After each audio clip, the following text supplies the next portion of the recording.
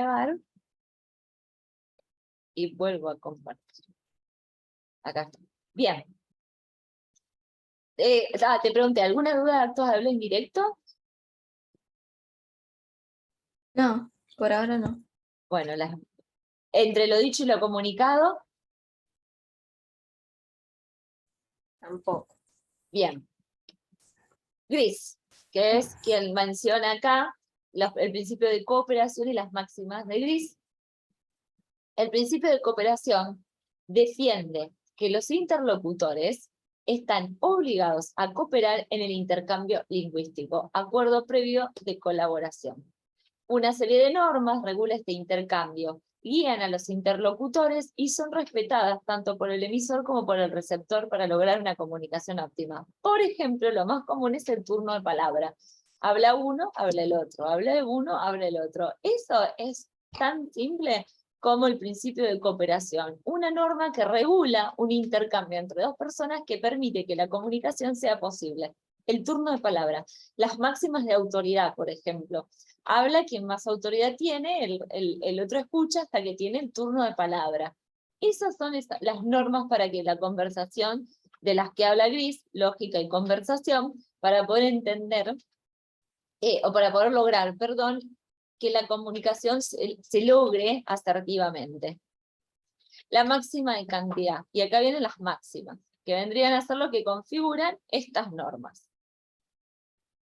La máxima de cantidad, decir lo justo, ni más ni menos de lo necesario. Para no, por ejemplo, embarrar la cancha, como se suele decir, bueno, para no confundir el sentido. O muchas veces en la parte escrita le solemos decir a practicantes de textos académicos, empezar con oraciones cortas, justas y concisas, para que no se confunda el significado, para no perder el hilo conductor de la coherencia o la cohesión en la construcción del sentido. Es lo mismo en la máxima de cantidad en la parte oral. Lo justo, ni más ni menos de lo necesario. La máxima de cualidad. No decir algo que se cree falso, no decir algo de lo que no se tiene pruebas suficientes. A ver, es como decirse ético, no mentir. Exacto, no mientas. La máxima de relación. Lo que se dice debe guardar relación con aquello de lo que se está hablando. Es como para decir, bueno, sí, a ver, ¿te estás metiendo y no sabes de lo que estamos hablando? ¿O no tiene coherencia lo que estás diciendo? Bueno, a ver, y te voy a intervenir si tengo algo para decir en relación a lo que se está hablando, si no, no voy a intervenir. La máxima de modo, hablar con claridad, evitar la oscuridad de expresión, la ambigüedad, lo que se puede entender de diferentes maneras, como el ejemplo de la perra de mi suegra, la prolijidad innecesaria y el desorden. Lo mismo rige para el texto escrito académico. La máxima de cantidad, de cualidad, de relación y de modo, porque son dos formas de comunicarse. Pero para que la comunicación sea óptima, tanto en la oralidad, que vendría a ser en un circuito de comunicación colectiva, o en la producción de un texto académico, rigen las mismas máximas. Lo justo, ni más ni menos. No decir algo que sea falso y que yo no pueda corroborar a través de un marco teórico si estoy en un escrito, o que alguien me lo pueda refutar claramente si estoy en un debate oral. Guardar relación con aquello de lo que estoy hablando, la progresión temática y no la desintegración de sentidos y significados, y hablar con claridad, evitando cualquier tipo de construcción que no pueda ser interpretada, o que sea interpretada desde una perspectiva en la que no fue pensada por el autor. Bien, vuelvo sobre la diapositiva anterior. Lógica y conversación. Gris sostiene el principio de cooperación y las normas que regulan la comunicación óptima. A esa la llama máxima. 4 máximas importantes. Cantidad, cualidad, relación y modo. ¿Dudas? Ninguna. Bien. Esto es como de uso común. En el momento en que, como vos, allá por muchos años atrás, en primer año las vi en lingüística, dije, ¿alguien se puso a pensar algo que es normal y cotidiano de todos los días? Sí. Esto es una teoría que coincide mucho con el día a día de lo que nosotros hacemos cuando nos comunicamos. Bien, La conversación comporta normalmente un esfuerzo por colaborar con nuestro interlocutor para que nos entienda. Los hablantes tienen, por lo general, algún propósito común, más o menos definido, y tratan de alcanzarlo. O sea, ¿por qué hablamos? ¿Por qué nos ponemos a hablar? Tenemos un propósito común. En este caso, tenemos que desarrollar una clase en la que yo tengo el propósito de explicar y exponer un tema para que vos te puedas apropiar, no solo para que me escuches, sino para que te puedas apropiar. Por eso hay ciertas intervenciones de ejemplo, por eso hay ciertas preguntas, interpelaciones en se entiende, algo para agregar, algo para volver a explicar, bueno, porque el propósito compartido es, vos querés aprenderlo y yo quiero que vos lo aprendas. Y lo tenemos en común. El principio de cooperación es el principio general que guía a los interlocutores a la conversación. El principio de cooperación a que nosotros nos une en este momento es el de producción de conocimientos. ¿Hasta acá se va entendiendo? Sí, profe. Bien. Debemos comportarnos así, porque es lo que los demás esperan de nosotros, y nosotros de los demás. Tan fuerte es esa expectativa, que si el hablante parece no cumplir con el principio de cooperación, el oyente, en lugar de pensar que efectivamente el hablante no cumple, va a pensar que el hablante quiere decir otra cosa. Esa otra cosa será una implicatura, es decir, un significado adicional comunicado por el hablante e inferido por el oyente. Es decir, es como, puedo decir, yo intuyo que atrás de lo que dice quiere decir otra cosa. Bien, ahí es cuando no está funcionando el principio de cooperación y hay una implicatura. Es lo que nosotros llamamos comúnmente la intuición de que hay algo más. Intuyo que hay algo más. Por ejemplo, en una novela, donde en estas novelas de época, donde hay siempre hay un caballero muy lindo que está con una mujer, pero también está con la otra, o tiene un amante, y en estos discursos que entablan con una y después con su amante, vos vas viendo que hay ciertas implicaturas, o los personajes van reconociendo que hay ciertas implicaturas, o intuyendo que algo esconde. Bueno, eso es lo que sucede cuando esta máxima de la cooperación se ve violentada porque hay algo más atrás que nos está diciendo. Bueno, quise dar un ejemplo muy novelesco para explicar qué es una implicatura. Es esa intuición de que algo está sucediendo y nos está diciendo. Presuposiciones e implicaturas. Existe una diferencia entre lo que se dice y lo que se quiere decir. Por eso tengo actos de habla directos, los de habla indirectos. Entre el contenido proposicional, lo que digo, y lo que se comunica realmente. Se entiende por presuposición un tipo de información que, si bien no está dicha explícitamente, presupongo lo que quiso decir. ¿No lo dijiste? ¿Alguna vez no escuchaste eso? ¿Lo dijiste? Sí, lo presupongo. Sí. O tengo una presuposición sobre esto. Es muy común. Se desprende necesariamente de lo que el otro está diciendo, de lo que está expresando. Se desprende algo más de lo que se está diciendo. Es un elemento de la lengua el que permite que los hablantes entiendan el sentido de la expresión más allá de lo contextual. Juan continúa fumando. Quiere decir que Juan fuma desde hace mucho tiempo y que a Juan se le dijo que deje de fumar, pero evidentemente no lo hace. Este continúa, tiene una gran carga de implicaturas que me permiten presuponer que a Juan le dijeron que deje de fumar. Continúa llegando tarde y ya le dijeron que llegue temprano. Presupongo que ya se lo han dicho. ¿Se entiende el ejemplo? Sí. Bien, vamos a usar el ejemplo de Juan continúa llegando tarde, como el alumno que entra a las 8 y son las 8, y la clase empezaba a las 7:40, habíamos dicho, o 7:20, por ejemplo, 7:20. Bien, la información que diría acá no codificada, lo implícito, la implicatura, es que ya se le informó. que la clase empieza a 7:20 y que está llegando 40 minutos tarde. Por eso el continua tiene una fuerza ilocucionaria de marcar algo que ya había sido dicho. Bueno, acá hay un montón de ejemplos, como para que vos mires con total tranquilidad. Implicatura conversacional.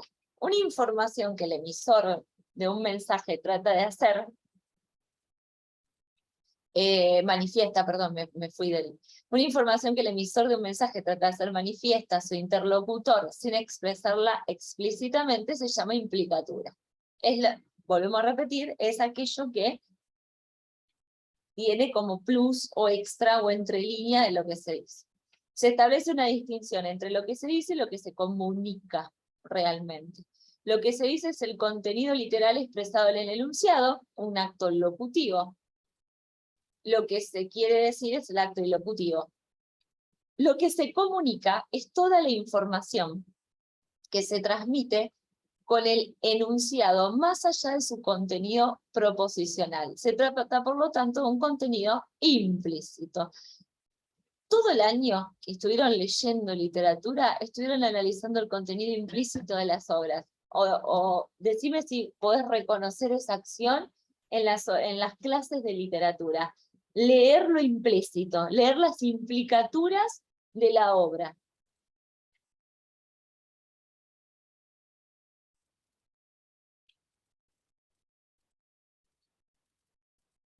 ¿Cómo? Pensá en las clases de literatura durante todo el año. Las lecturas de Sí. literatura en relación a los críticos y en relación a los comentarios que hicieron en clase, se centraron seguramente todo el año en leer lo implícito y no lo explícito. Decime, Sí. eso te voy a pedir. Decime si reconoces la experiencia de haber estado todo el año leyendo lo implícito de una obra y no lo explícito. Y sí, porque más que, o sea, la obra en sí, es como que se estudia el trasfondo de esa obra. Perfecto. Lo que claramente hiciste durante todo el año en las clases de literatura es leer el contenido implícito, leer las implicaturas que la obra de literatura tiene y por qué esa obra es tan importante en ese momento histórico, por qué está dentro del canon y por qué Shakespeare es Shakespeare y no es otro, como lo vimos en teoría literaria. Porque hay una carga de implicaturas o del lenguaje implícito que hace que esa obra sea importante para la lectura. Pero en sí, durante todo el año, ustedes estuvieron haciendo lecturas implícitas, de un contenido implícito, que es lo que le da el valor de lo literario, o la literaturidad al discurso que están leyendo. Acá mezclamos un poco teoría con introducción al estudio del lenguaje y literatura, para que veas cómo funciona entonces trabajar el lenguaje, el objeto de estudio de literatura y la literatura específicamente. Claro. Se basa en el conocimiento previo que se da por supuesto, o sea, vos sabés que estás leyendo a ver, ¿a quién me mencionaron? Por ejemplo, bueno, a Calderón de la Barca, vos decís, bueno, estoy leyendo La vida de sueño, Calderón de la Barca, teatro, el siglo de oro del teatro español. Para que yo pueda leer esa carga implícita de la obra, se da por supuesto que sé de qué contexto, en qué momento y en qué radica la importancia de esa obra en ese momento. O sea, también conozco que su forma, su género discursivo es el drama, es un teatro, y puedo reconocer las estructuras de la historia, el relato, el contenido, lo dicho, lo no dicho. Entonces, todos esos conocimientos que estuviste trabajando durante todo el año ahora se tienen que empezar a activar, porque se presupone que para poder entender eso implícito hay que manejar todo esto, que son los conocimientos previos, que vendrían a ser las competencias culturales que vimos en Marta Marín en ese cuadrito. ¿Me va siguiendo? Sí. Entonces, se basa en el conocimiento previo que se da por supuesto y compartido por las personas que participan del acto comunicativo según el contexto. Poder leer lo implícito. No hay que analizar la propiedad semántica de las palabras, que es lo que hacemos en gramática, porque el foco está puesto en eso, sino los principios que regulan la conversación. Acá vendrían a ser los principios que regulan la construcción del objeto estético, que vendría a ser la literatura, tanto clásica como española, que son las dos que cursaste este año. Entonces, los principios que regulan las construcciones discursivas literarias de los momentos históricos y los movimientos literarios propios de la literatura española y latinoamericana, conocer esos principios de creación, como lo dice el arte como artificio, Slovinsky, este autor de pronunciación tan difícil, es lo que nos permite leer las implicaturas en los discursos literarios. ¿Continuamos?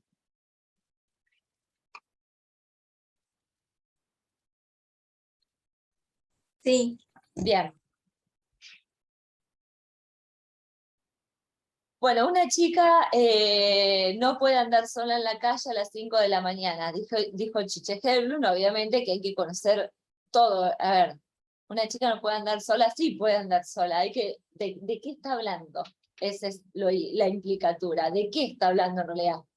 Bueno, va pasando el ejemplo, porque usamos el ejemplo de literatura y no el de medios de comunicación. Implicatura, diferencias con la presuposición. La implicatura no se mantiene en la interrogación y en la negación. La responsabilidad legal y moral. La implicatura es responsabilidad del destinatario. No ejerce ninguna influencia sobre el valor de verdad de la oración. Es decir, que esto que yo estoy leyendo, este sentido, entre líneas, esto que marcamos acá, lo implícito, es una lectura que hago yo, en relación a mis conocimientos, que yo puedo leer bien o que yo puedo leer mal. Ese texto que yo les monté el miércoles, La máquina de hacer poesía, habla también de la lectura, o el elogio a la dificultad de Martín Gutiérrez, habla de los lectores novatos. Bueno, un lector novato puede poner ciertas implicaturas o ciertos mensajes implícitos donde en realidad no los hay. Por eso no tienen que ver con el autor, tienen que ver con el lector y las competencias culturales del lector.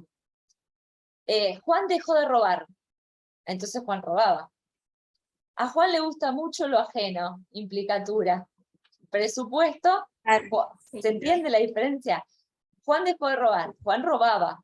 Este es el presupuesto, entonces yo presupongo que robaba porque ahí se dejó de robar. Claro, él dejó. Exacto, tiene un presupuesto.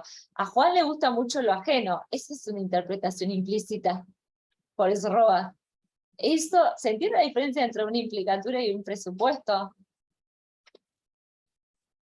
Sí, ahora bueno, sí. Bien. Bueno, acá hay algunos ejemplos. Mirá, fíjate cómo se está tomando mucho. Vidal, y llenar la provincia de universidades públicas cuando todos sabemos que nadie nace en la pobreza, y llenar la provincia de universidades públicas cuando todos sabemos que nadie que nace en la pobreza llega a la universidad. Para analizar, ¿qué presupone y qué implicaturas puedo hacer como lector? Bueno, acá hay más ejemplos, muchos, pero muchos publicitarios, porque esto es de la Facultad de Psicología, no de Letras. Existen numerosas figuras retóricas en el lenguaje cotidiano que apelan a mecanismos inferenciales como las metáforas o la ironía. Esto lo vimos en teoría, ¿no? Las personificaciones, las sinécdoques. Todas estas figuras retóricas sirven para construir estas implicaturas y estos mensajes y estas presuposiciones. La asignación de sentido en estas figuras parte de procesos inferenciales, o sea que yo hago una inferencia cuando veo sobre la metáfora o sobre la construcción o sobre la ironía o sobre la comparación o sobre la personificación o sobre la sinécdoque. Es algo que el lector hace en relación a sus competencias culturales. Por ejemplo, durante todo el año con Silvana y con Luciana estuvieron trabajando literatura, pero fueron muchas veces Silvana y Luciana, las dos profesoras, las que guiaron las interpretaciones, las implicaciones y las lecturas entre líneas de las obras porque son las que entrenan, las que las están preparando como lectoras competentes para que después lo puedan hacer ustedes. Bien, esas inferencias de las obras de literatura las van a poder hacer con mayor precisión a medida que avancen en la práctica de la lectura académica y del análisis literario. ¿Me explico? Sí, Podemos tener procesos inferenciales siempre, pero no siempre son correctos. Bueno, en la ironía el hablante hace dos afirmaciones a la vez. Bueno, la ironía hace falta que la expliquemos. Alguien que es irónico.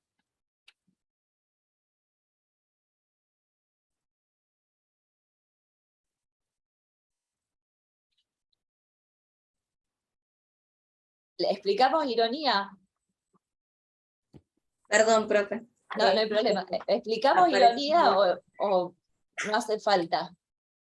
No, Porque es una de las figuras más fáciles de reconocer.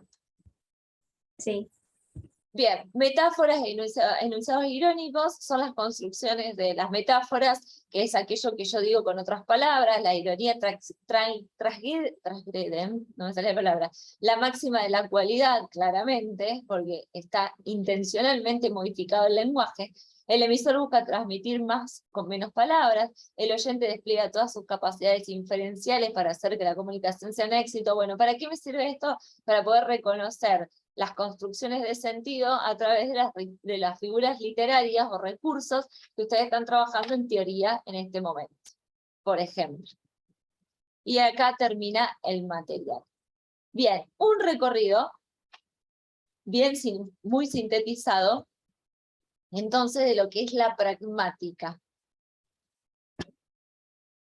La lengua, el uso de la lengua con la intención de llevar a cabo un acto. Y pasamos por Morris, que habla de los 3 campos de estudio, la diferencia entre enunciado y oración, por Austin, hacer cosas con las palabras, y los enunciados declarativos y constatativos y performativos, la teoría de los infortunios, los 3 momentos del enunciado, el acto locutivo y hiperlocutivo, la fuerza ilocutiva que es, exactamente qué es un acto de habla, y la consideración, qué tipo de acto de habla puedo llevar a cabo, actos de habla indirectos y actos de habla directos, relación entre lo dicho y lo comunicado, lógica y conversación con sus 4 máximas, y después presuposiciones e implicaturas. Esto es lo que compone este material de síntesis.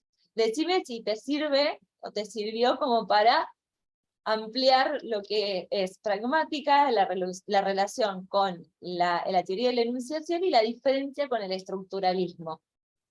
Porque es más o menos lo que tenés que ir preparando para el oral. claro.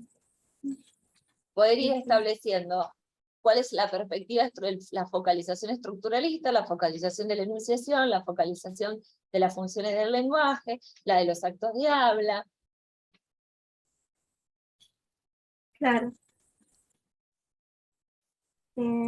Sí, ¿Alguna duda, alguna el pregunta? material sirvió para ampliar. No,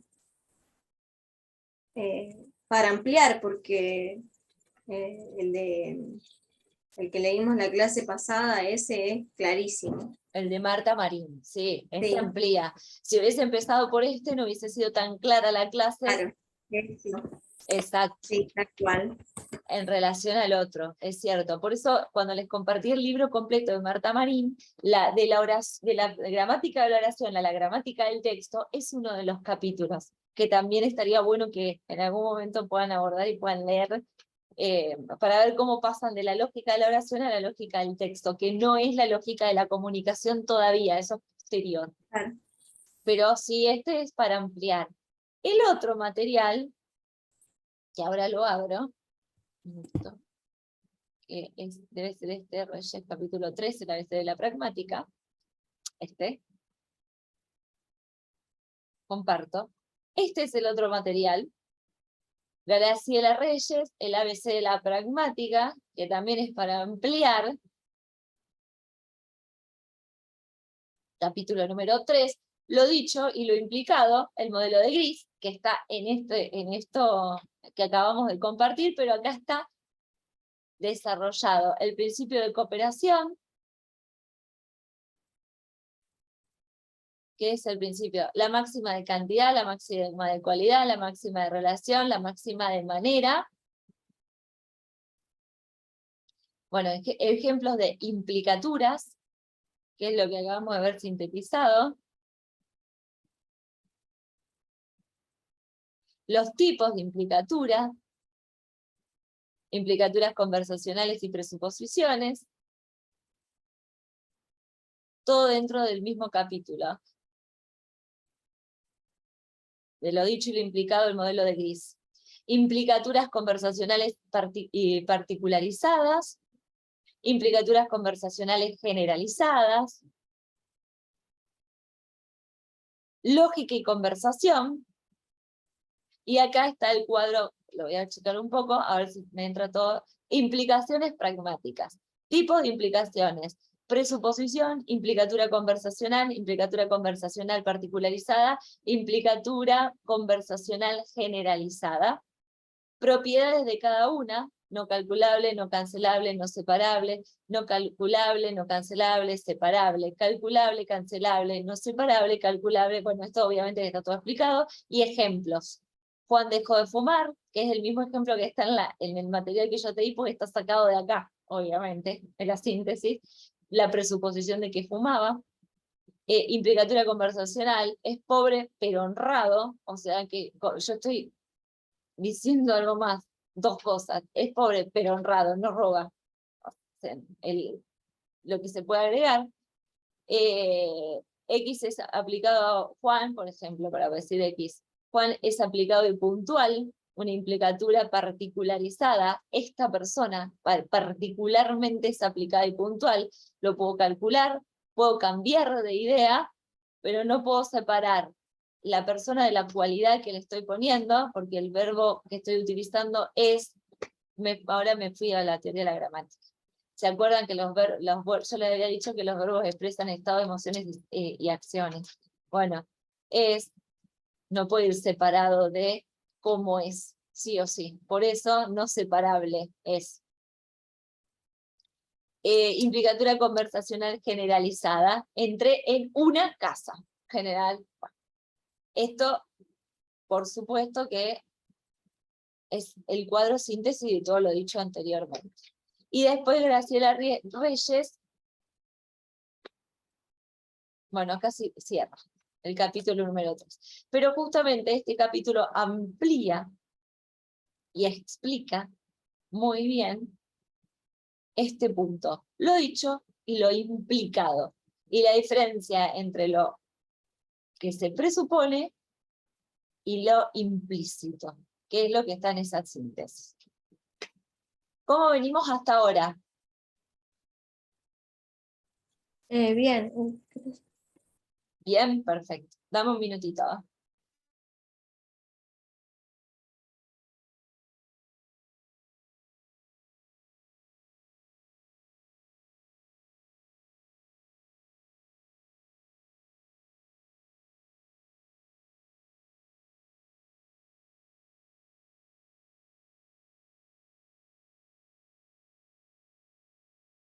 Ya vuelvo, profe. Ay, estaba hablando sin micrófono. El último mate.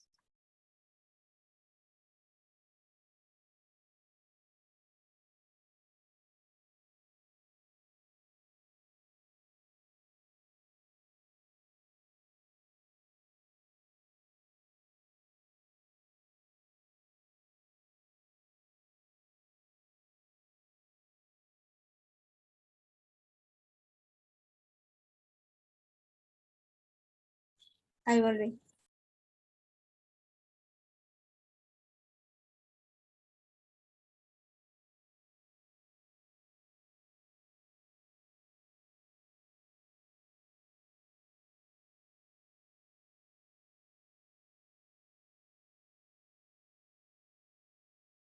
Acá estamos. Bueno, fíjate que te compartí en pantalla que este cuadro, síntesis que vimos para ampliar, retoma a Grace, que está en el ABC de la pragmática de Graciela Reyes, que es el material anterior que yo les pasé para leer, y ahí menciona a Pérez Cardón, y acá está el material de Pérez Cardón, un sencillo acercamiento a la pragmática, o sea que esas diapositivas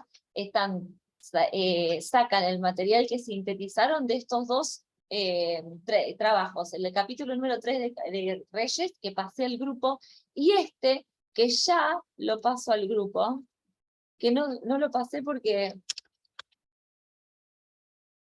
no sé, en su momento no me pareció.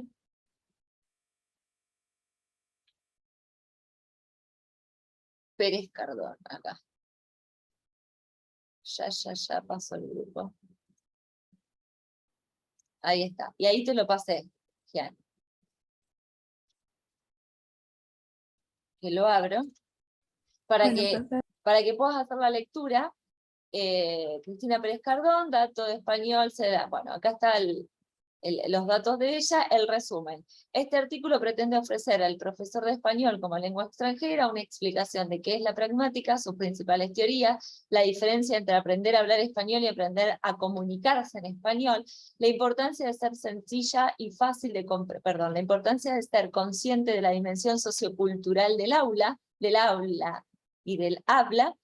Todo ello aparece contado en forma sencilla y fácil de comprender para aquel profesor que no es experto en esta materia, pero que necesita tener una visión global de la pragmática para poder comprender los diferentes conceptos que la forman y así aplicarlos con mayor criterio y seguridad en el aula. Por último, se ofrece una selección bibliográfica a través de la cual el lector tiene la posibilidad de ampliar su conocimiento si así lo desea. Palabras claves: pragmática, español, teoría, comunicación, cultura. Porque no se puede sacar las competencias culturales cuando hablamos de pragmática. Bien, en el corazón de las palabras empieza con una metáfora, justamente este artículo, y empieza: son las 8, o la historia de una frase. Así comienza esta frase sencilla de 3 palabras, fácil de entender. Claramente se indica un punto horario, quizás de la mañana o quizás de la tarde, eso no lo sabemos, pero estamos seguros de que en el momento en que alguien la dice, si miras nuestro reloj, las agujas del mismo marcarán inevitablemente esa hora, a no ser que esa persona nos esté mintiendo. Sin embargo, la historia de esta frase no termina aquí. No ha salido viajera, y por eso vamos a recorrer con ella algunos escenarios que nos situarán sin remedio en la primera página de la llamada perspectiva pragmática. La pragmática es una perspectiva. Como yo te decía antes, que el estructuralismo hace foco sobre las relaciones sintácticas, semánticas, morfológicas de las palabras, porque no puede hacer foco en otro lado porque no lo tiene. La pragmática hace foco en el uso, en el contexto, porque sí lo tiene, pero es una perspectiva. En sí, la construcción lingüística es una. La miro desde la perspectiva sintáctica, la miro desde la perspectiva pragmática, la miro desde la perspectiva del enunciado, la miro desde la perspectiva de las funciones que cumple según el lenguaje de Jacobson, la miro desde la perspectiva de Holiday, la miro desde las máximas de Grace, pero desde alguna perspectiva la estoy mirando. Si yo conozco todas la mayor cantidad de perspectivas posibles, tengo un abanico más amplio para poder explicar un enunciado, o para poder entenderlo, para poder hacer las implicancias o para poder hacer las presuposiciones. ¿Qué es lo que me tiene que posicionar como profesor de lengua? Esto es más didáctica del lenguaje que teoría de la comunicación, ¿no? Lo que estoy diciendo. Tiene que ver más con la posición del profesor. En el primer viaje, llegamos a la sala de un hospital. Vamos a un médico que se dirige hacia una familia que, nerviosa y con las lágrimas a punto de estallar, lo mira fijamente. El enfermo, un niño de corta edad, no dice nada y se limita a jugar con un cubo de Rubik. Son las 8, dice el médico, mientras un par de enfermeros se lleva al niño hacia el quirófano. Fíjate que para poder entender el peso del son las 8, tuvo que describir toda la situación comunicativa. La gramática oracional no hace esto, sino que simplemente analiza el son las 8. En nuestro segundo viaje, aterrizamos en el aula de un instituto de secundaria en cualquier punto del planeta. Vemos como un grupo de unos 30 estudiantes está concentrado haciendo un examen. Algunos parecen más relajados y solamente miran con atención lo que han escrito.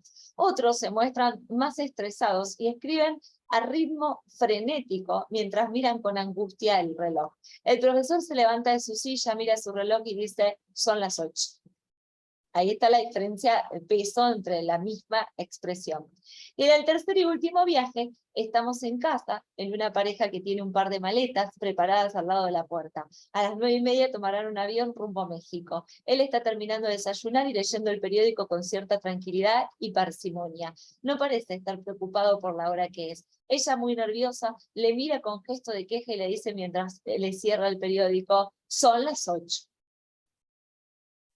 Después de pasar por estas tres situaciones, podemos plantearnos la siguiente cuestión. ¿Qué significa la frase son las 8? O mejor dicho, ¿cómo interpretamos esta frase? ¿Se ha querido transmitir el mismo mensaje en los tres casos? Resulta obvio que en el primer caso podríamos interpretar la frase como es hora de comenzar la operación. En el segundo podríamos pensar que el profesor quiere decir entregar ya los exámenes, e incluso Antonio empieza a recoger los exámenes. Y en el tercer caso, pensaremos que ella le está diciendo, por ejemplo, date prisa, llegamos tarde, deja de leer el periódico. O las tres cosas al mismo tiempo. Por otro lado, es fácil imaginar que en este último caso, ella está también transmitiendo su enfado o su nerviosismo. Este mismo análisis lo podemos hacer con Juan el Tonto, cuando Juan termina expresando, si ya leíste el cuento, patrón, póngase los chirimiques y también las gravatas, que el ave que caza rata está vestido de alumbrancia y si no viene con clarancia, se le quemará el bitoque. Yo me voy en el cornoque y me llevo las filitratas. Toda esa expresión que finaliza el cuento trabaja con lo implícito, con lo presupuesto, con la ironía, con la metáfora y con una frase o la historia de una frase, porque no es lo que Juan dice, es la historia que tiene eso que Juan está diciendo por detrás. ¿Me expliqué? Sí. Entonces, cuando vos abordes el final, este final con este Juan el Tonto, este material es lo que te va a permitir hacer un análisis que va más allá de los puntos más visibles y que es la parte pragmática. La historia de patrón, póngase los chiriniques, a ver qué es realmente lo que se está diciendo. Lo dicho, lo comunicado, lo implícito y lo presupuesto, que es un poco lo que cierra las palabras más importantes de lo que tenemos acá, que lo voy a anotar para que quede. Lo dicho, lo comunicado, lo implícito, lo presupuesto.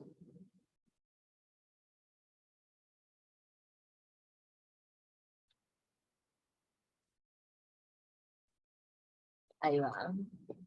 Ay, ¿por qué no me aparece? Ahí. Ahí está. Y ahí lo pegué en el grupo. Bien. Así observamos que una frase que gramaticalmente presenta una estructura sencilla y clara, y que desde el punto de vista léxico y sintáctico no ofrece dificultades, esto es una cita directa y tal cual que está en el material que acabamos de leer, así lo sacaron de acá y lo pegaron allá, no ofrece dificultades, puede ser interpretada de muy diversas formas en función de quién lo dice, de cómo, con qué intención lo dice, y de bajo qué circunstancias lo dice. Se pasa de una forma al significado, y una vez en se da un paso más allá para llegar al corazón mismo de las palabras. Y acá está el sentido que tiene el título. El corazón mismo de las palabras tiene que ver con la intención, la fuerza ilocutiva con la que se usa un acto de habla. Y acá aparece entonces sintetizamos otro concepto importantísimo, que es la fuerza ilocutiva de las palabras, o el corazón de las palabras, que es la metáfora que utilizó justamente para darle título a este capítulo. Un minuto.